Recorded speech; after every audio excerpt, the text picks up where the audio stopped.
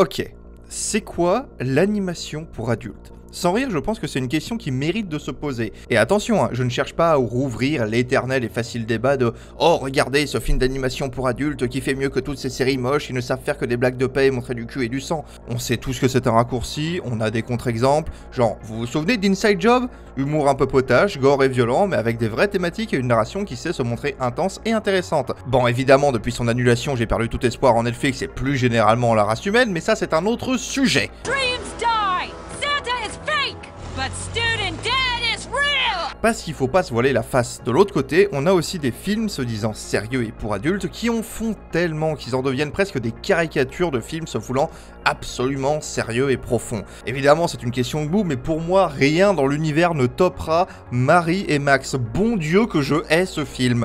C'est tellement forcé, tellement un tartinage de malheur et de dépression au visage du spectateur que ça en devient d'une indigence certaine. Regardez ce film vous donnera le cancer. Et donc, l'animation occidentale pour adultes se cherche encore et elle vacille entre ces deux points sans jamais arriver à se fixer. Et ça commence à devenir légèrement lourd. Et si je vous parle de ça, c'est qu'aujourd'hui, on va découvrir un film qui fait ce juste milieu. D'une manière assez spécifique, vu qu'il fait ce juste milieu en prenant les extrêmes des deux côtés et en mettant les potards à 10 000.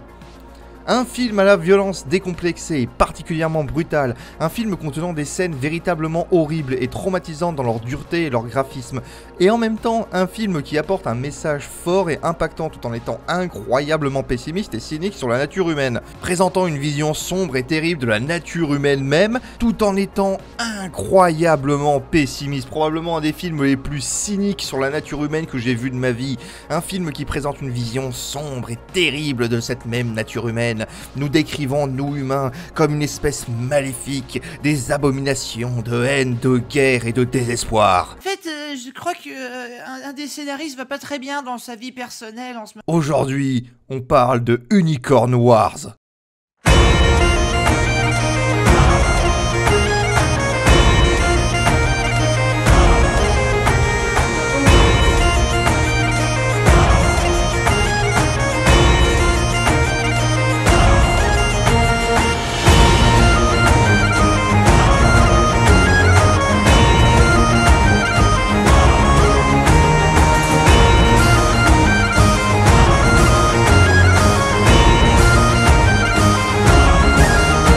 Unicorn Wars est probablement un des films les plus étonnants, captivants et probablement un des plus violents que j'ai jamais présenté sur la chaîne.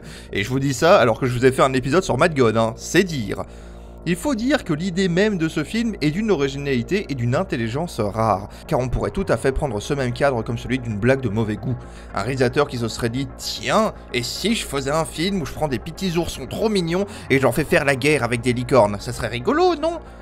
Vous savez, ce genre de film qui ne tient que sur une seule et unique vanne. Non, ici, tout a un sens, tout fait sens et tout est profondément intelligent. Alors, comment tout commence ? Il était une fois une forêt magique et enchantée où tout vivait en harmonie avec la nature sous la protection des gentilles licornes. Tous vivaient en paix et tout était bien, mais un jour, les oursons découvrirent dans un ancien temple un livre qu'ils déterminèrent pour eux. Ce livre les désignait comme les choisis de Dieu, comme le peuple élu à qui tout devait revenir de droit divin. Les oursons se surent supérieurs et les jalouses licornes voulurent les punir. Puis la guerre, une guerre éternelle, une guerre qui finit par chasser les oursons de leur paradis, qui était à eux de droit divin, une guerre qui ne prendrait fin que lorsque la dernière licorne aura été tuée et son cœur dévoré par le dernier ourson. Dès cette introduction, et je pense que c'est assez évident, on comprend comment le film joue avec ses inspirations et pourquoi il fait ce qu'il fait. En prenant des figures connues et reconnaissables comme de mignons petits oursons et de majestueuses licornes, il prend totalement à contre-pied les préconçus esthétiques du spectateur pour nous délivrer son récit d'une guerre cruelle et impitoyable, sur fond de fanatisme religieux. Tout dans le film est là pour jouer sur ce décalage visuel, des lances en forme de cœur rose à l'esthétique bisounours de tout ce qui concerne les oursons, aux barbelés de terrain boueux entourant le camp d'entraînement. Une manière intelligente et surtout extrêmement originale de casser les attentes et de porter son message sur l'absurdité de la guerre. Nous suivrons ainsi deux frères. Le premier, Célestin, est colérique, arrogant, cruel et particulièrement désireux d'être en toute chose le meilleur, et son frère Dodu qui quant à lui est l'exact opposé. Gentil, moins fort, un peu peureux, il est le souffre-douleur de tous ses camarades, y compris de son frère, qui est particulièrement dégueulasse envers lui. Regardez Dodu est un gros cochon, il a fait pipi au lit, c'est tout mouillé! Et immédiatement dans son ouverture, le film nous propose une séquence dénonciatrice de l'armée, de son cadre et de ses méthodes qui encouragent des comportements violents et les pires attitudes. Le tout tire clairement son inspiration de films comme Full Metal Jacket, et on sent sa même critique du cadre militaire, de son endoctrination au comportement qu'il glorifie. Vient alors un sermon qui nous donne l'ambiance globale du conflit et met en place le caractère fanatique des oursons. Et surtout, n'est-il pas vrai que les licornes doivent toutes mourir? Tuons-les! Exterminons les licornes! Exterminons les licornes! Nos deux personnages et leur compagnie se voient donner leurs ordres. Allez retrouver une unité avec qui le contact a été perdu. Les oursons de l'unité de Célestin et Dodu partent ainsi au combat dans la forêt magique. Et là, l'horreur commence. L'auteur de cette œuvre cite 3 inspirations principales pour son œuvre, et dans cette introduction, nous avons pu voir comment il les a intelligemment liées et le résultat unique que cela donne. Bambi, Apocalypse Now et la Bible. Oui, moi aussi je pensais pas prononcer cette phrase un jour non plus dans ma vie. Bambi se retrouve dans la manière qu'a le film de sublimer ses décors et la nature verdoyante de ses forêts. C'est d'ailleurs un des paradoxes de ce film, il montre des choses horribles, atroces et extrêmement violentes, mais bon Dieu, ces environnements sont... c'est coloré, c'est plein de vie, c'est un enchantement de tous les instants. On note un gros travail sur les arrière-plans ainsi que sur la colorimétrie. D'une certaine manière, on a presque l'impression que le film cherche à vous piéger, même sur le plan chromatique. Tout est tellement pétant, coloré et puissant que cela fonctionne comme si on avait recouvert d'une couche de peinture colorée une horrible réalité. J'en veux pour preuve la scène de trip au milieu du film qui est incroyable au niveau de sa représentation et de ses couleurs. Bonne transition d'ailleurs, cette scène de trip, pour la deuxième inspiration. Cette histoire d'une unité de soldats envoyés dans une obscure mission, sans renfort ni aide au milieu d'un territoire ennemi, mission qui va lentement pousser le groupe dans la folie et la mort. Sans être évidemment sur une adaptation stricto sensu d'Apocalypse Now, on est tout de même sur un récit fortement similaire, tout du moins pour son premier acte. Tout ce qui touche à la guerre y est traité avec la même lourdeur poisseuse de l'œuvre de base. Je parle là du film comme du bouquin. Du chef qui perd petit à petit son calme jusqu'à plonger dans la folie la plus extrême. Tu me fais chier! Dieu n'existe ni ici ni ailleurs, tu piges? T'as oublié qu'on était en pleine guerre? On est en plein milieu d'une guerre, putain! Veuillez me lâcher sur le champ! Je te préviens, t'es à 2 doigts de me faire péter les plombs. À la violence intense et extrême de nos personnages qui se déchaîneront contre leurs ennemis lors de la première scène d'action du film, qui vous annoncera clairement la couleur concernant la violence de ce même film. Nos personnages traverseront durant leur visite de la forêt magique toutes les expériences traumatisantes liées au conflit vietnamien, alors que la seconde partie tirera plus ses inspirations de la Première Guerre mondiale. Charnier horrible au milieu de la jungle, incompréhension des ordres et même expérience de la drogue. On retrouve toutes les bases d'Apocalypse Now. D'ailleurs, au passage, je pense que cette scène est probablement l'une des plus marquantes du film. Nos personnages affamés se retrouvent face à des chenilles multicolores et décident de les manger, malgré l'interdiction du prêtre. S'en suivra une des scènes de trip les plus dérangeantes, originales et colorées que j'ai vues de ma vie, animation ou live compris. Certains vivront un bon moment, leur cerveau noyé sous la drogue, leur faisant vivre leurs fantasmes les plus obscurs. D'autres vivront un bad trip horrible et glauque qui vous hantera pendant longtemps. Tout cela finissant de manière horrible dans un des frères oursons tuant son autre frère durant son bad trip avant que ses amis ne retrouvent ledit cadavre ainsi que le corps pendu du second. Je vous avais prévenu, ce film cherche à vous trauma. Vous êtes indigne! Vous êtes indigne de Dieu! Quant à la dernière inspiration, c'est clairement la plus sombre de toutes, mais elle mérite un peu de contexte pour être compris pleinement. On a déjà abordé comment la religion des oursons leur donne, selon eux, le droit de primauté sur le monde, et fait d'eux, encore une fois selon eux, un peuple supérieur. Mais ce qui est intéressant, c'est que la religion est utilisée finement. Par exemple, tous les personnages ne sont pas fanatiques, voire tous les personnages ne croient pas en cette religion. Certains personnages, comme Célestin, après s'être perdu dans la forêt et avoir subi d'horribles blessures, deviendra un fanatique dévoué dans une croisade destructrice et insensée. La plupart des oursons sont fanatisés également par les discours religieux qui sont tout entiers tournés vers la supériorité de leur cause, et la haine de leur ennemi, les discours du prêtre ne le laissant là-dessus aucun doute. Gloire à celui qui s'abreuvera du sang de la dernière licorne. Cet être jouira de la beauté et de l'éternité. Pourtant, tous ne sont pas fanatiquement religieux. On note certains personnages, souvent d'ailleurs figures d'autorité, ne croyant pas, voire rejetant directement la religion. Les généraux semblent également ne pas avoir grand-chose à faire des prêches du prêtre fanatique. La religion est expressément utilisée uniquement pour 2 choses dans ce film. Manipuler les masses pour les envoyer mourir à la guerre et asseoir les ambitions de pouvoir délirantes d'un fou. Le film pose ainsi un regard particulièrement noir, pessimiste, voire dépressif vis-à-vis de la guerre, la religion et même d'une certaine manière la nature qui est certes montrée comme belle et colorée, mais étant au final qu'une couverture cachant un environnement qui cherche à tout instant à vous faire la peau. Mais les pires des pires restent tout de même les oursons qui l'habitent et particulièrement Célestin et son rapport au monde. Un rapport qui permet de traiter assez intelligemment une autre thématique. Célestin est une enflure de la pire espèce, probablement un des personnages les plus antipathiques que j'ai pu traiter au fil de ces émissions. Il est mesquin, menteur, harceleur, susceptible, cruel, et en plus de n'avoir aucune espèce de morale. Mais au contraire de simplement en faire un méchant qui s'opposerait au héros en la personne de son frère, qui est tout l'opposé de lui, le film va particulièrement s'intéresser à son méchant et à sa psychologie, et ce qui en ressort, c'est la thématique de la masculinité toxique. Célestin est en colère contre le monde. Constamment, il déteste absolument tout le monde. Et le film relie ça à sa relation avec sa mère et à son père, et particulièrement aux enseignements de son père. Il déteste son frère car celui-ci a toujours été plus proche de sa mère que lui. Il trouve que son père est un minable qui a laissé sa vie lui échapper et il hait sa mère pour avoir trompé son père. Mais au lieu de faire ce que toute personne devrait faire, à savoir faire la paix avec ce genre de situation, il va sous les conseils foireux de son père, s'enfoncer toujours plus profondément dans cette vision toxique du monde. Tu dois être fort, mon fils, tu dois devenir le meilleur. Seuls les meilleurs ont droit au respect des autres. Voilà, à cet instant, Célestin, qui n'a encore qu'un enfant, se fait donner le pire conseil du monde. Cette obsession d'être le meilleur, d'écraser les autres, de compléter parfaitement le rôle dans lequel son père souhaite le voir, lui fera commettre tous ses actes les plus horribles. Il est battu au tir à l'arc par un camarade de troupe, il se vengera de manière mesquine en surinant l'ourson blessé suite à la bataille, puis se repaîtra de sa chair. Il n'est pas reconnu à sa juste valeur selon lui par ses supérieurs, il les fera massacrer par ses soldats fanatisés dans un coup d'état violent.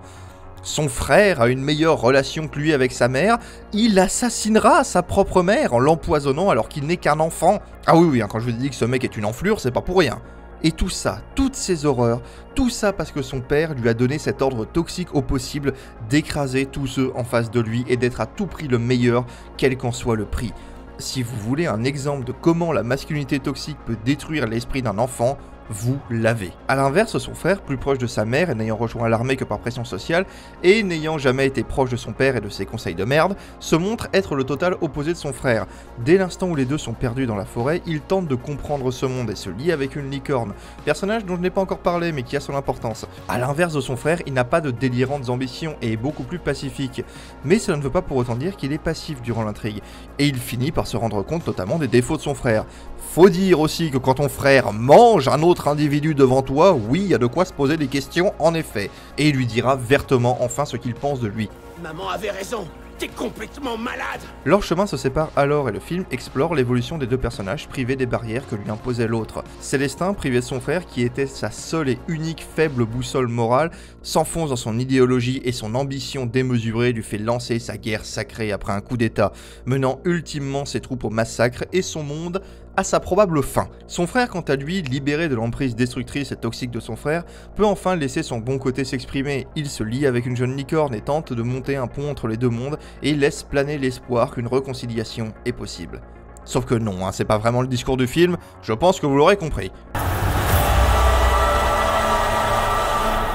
Dans son dernier acte, qui est probablement le plus marquant visuellement, Célestin déclenche sa guerre. Et bordel, ce film, je sais pas, il y a quelque chose de tellement simple et intelligent dans cette idée de montrer des petits oursons mignons, des images qui n'appellent qu'à un imaginaire positif et agréable, et les mettre dans les tranchées sales, entourés de barbelés et se faire massacrer dans la plus horrible des violences. Personnellement, j'y vois une dénonciation de l'innocence de ceux qu'on envoie crever dans des guerres inutiles, après leur avoir menti et bourré le crâne pour les convaincre. La guerre continue et le massacre est absolu et total, que ce soit de la part des oursons ou des licornes.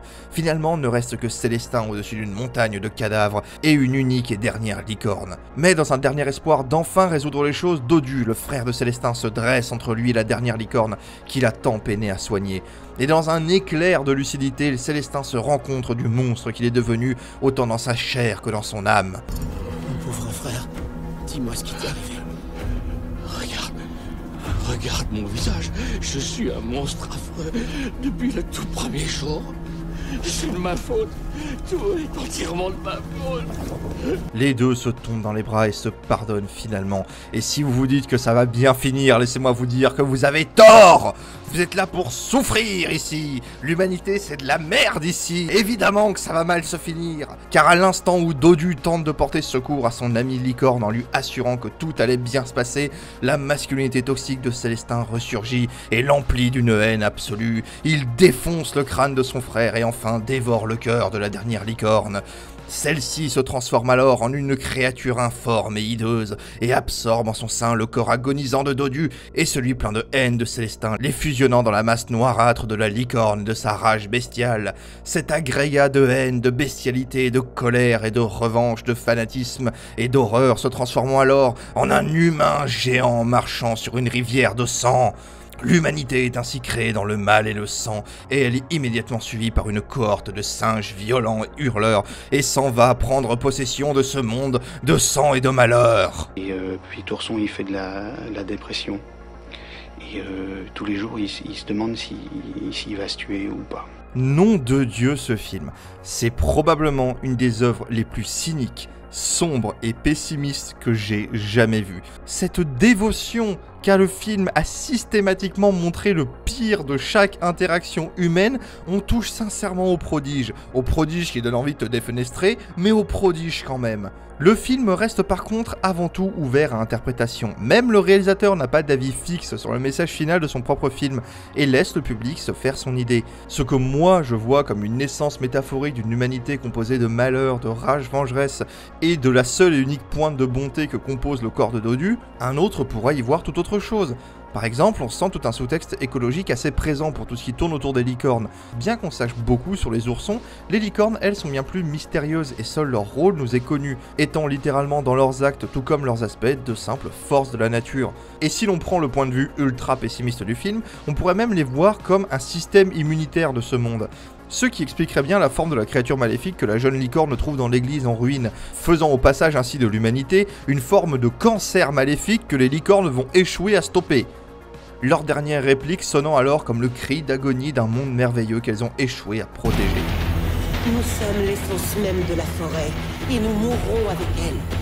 Ah oui, ça par contre ça change pas, même quand on trouve des sous-thématiques, on reste sur quelque chose de déprimant, cynique et pessimiste au possible. Je vous ai dit, on n'est pas là pour s'amuser. Cela dit, sa métaphore principale reste toutefois celle sur la guerre et le fanatisme. Par exemple, que ce soit dans leur tenue, leurs actes ou leur manière de parler, tout est fait pour que les généraux oursons nous rappellent ceux de la première, ainsi que leur mépris pour la vie humaine. On peut noter également sa métaphore sur les dangers de la religion organisée, surtout quand celle-ci place le groupe croyant au-dessus de tous les autres.